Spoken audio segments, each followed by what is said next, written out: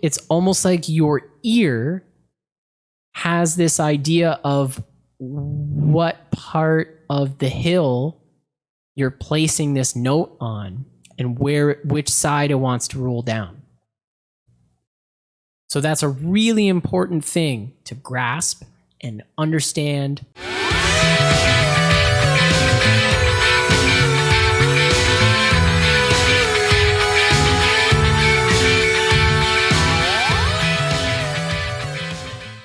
Welcome to the channel, or thank you very much for returning if you've been here before. I'm Dan Weiss, creator and owner of MFile Music Theory and Songwriting.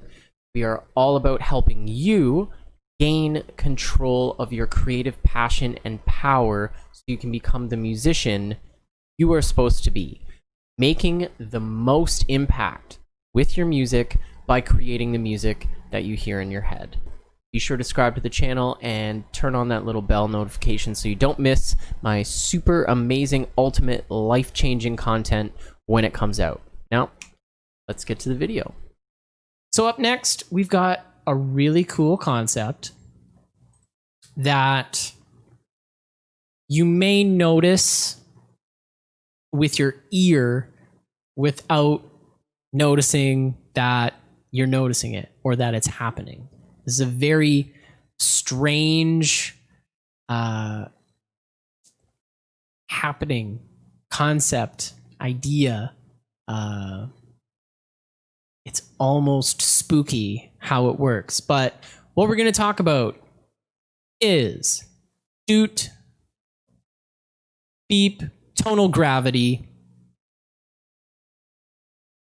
And it's a big deal. In a melodic context, it's very important when writing a melody line or a hook. But it does go further than that. Because if you're building chords, but you're having the notes in the chords move around, whether through inversions or you're using like suspensions or extensions or anything like that, create some movement while you're on one chord. Tonal gravity works in a chordal sense with the intervals in the chord. And then even beyond that, tonal gravity works in a chord progression or harmony context. And I'll show you a bit about what I mean. So, tonal gravity. What the hell is it? Why did it forget my birthday? Well, as you know, or maybe you don't, when it comes to a Western tonal system arranging each note in a scale, we have 7 notes and then the first note repeats again as the octave. So any scale that is a diatonic scale, which means like based on the major scale or major scale concept of organizing notes, we have 1 through 7 and then 8 again. You can use this to talk about the intervals in a chord or a scale, or the chords you can choose from when you're making a chord progression in a certain key. So now that we know, we're dealing with 1 through 8. Boop, beep, bop, boop, beep. So what comes next? Well, 1 is obviously a very important note. That's our tonal center, our root of a chord, our key center, and 8 obviously is the same thing.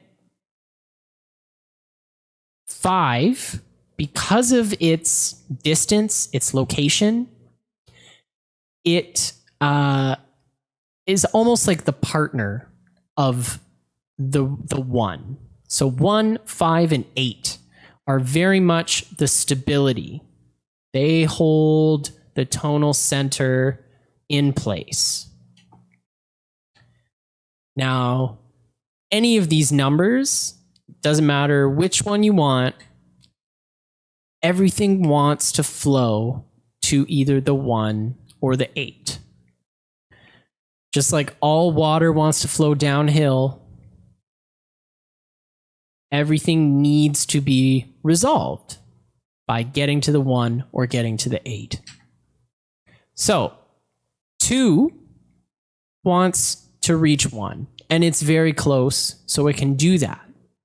Because it's so close, it does create a bit of tension, because after this key center is established, once you play a chord, play a note, or just give the vibe that, okay, we're in the key of C, you play a D, it wants to go there. It's the path of least resistance, and it's so close. It's like an electron. It really wants to be resolved. So 3 wants to go to 1, obviously. It can jump right there. It's quite comfortable doing it. As a chord tone, it's almost like there's a really nice fluid path between how each of these notes vibrate that they can transfer back and forth pretty seamlessly. Although you can definitely go from 3 to 2, and then 2 wants to go to 1. Now 4, this character. He or she or they want to go to 3. And I don't blame them. 3 seems to be a universally juicy note. Really tasty. And when in doubt, hit a 3rd. It's good advice, really. Trust me. So 4 wants to go to 3. And when you're at 3, you want to go to 1. That's just how she goes. So you have those choices, obviously, we've said before. Now 5, this character. 5 is somewhat stable because of the fact that 1, 8, and 5 are fundamentals of the tonal center, the key center. So when you're at 5, it kind of feels at rest temporarily. So that creates a pretty strong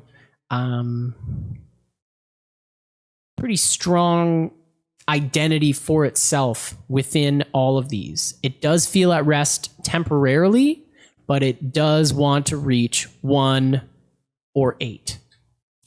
How the hell you get there is totally up to you. So, what's next? We've got 6. 6 is now on the other side of 5. 5 has that really odd sense of a split because it's somewhat stable within this framework. So because 6 is on the other side of 5, just like if you put too much weight on a teeter-totter, it'll start tipping the other way. It wants to go to 8. It wants to go up to the octave. It can jump right to 8, but it can also pass through 7, 6, 7, 8. Beep, boop. There you go. And of course, 7, much like 2, is so close to being resolved. It just wants to be done with it. It wants that resolution. So it creates a lot of tension and should be used as such to create tension, interest, drama, set up that next chord or that resolution in that way. Beep. It's right there. And that's tonal gravity. So based on a really simple concept like that, you can take that so much farther.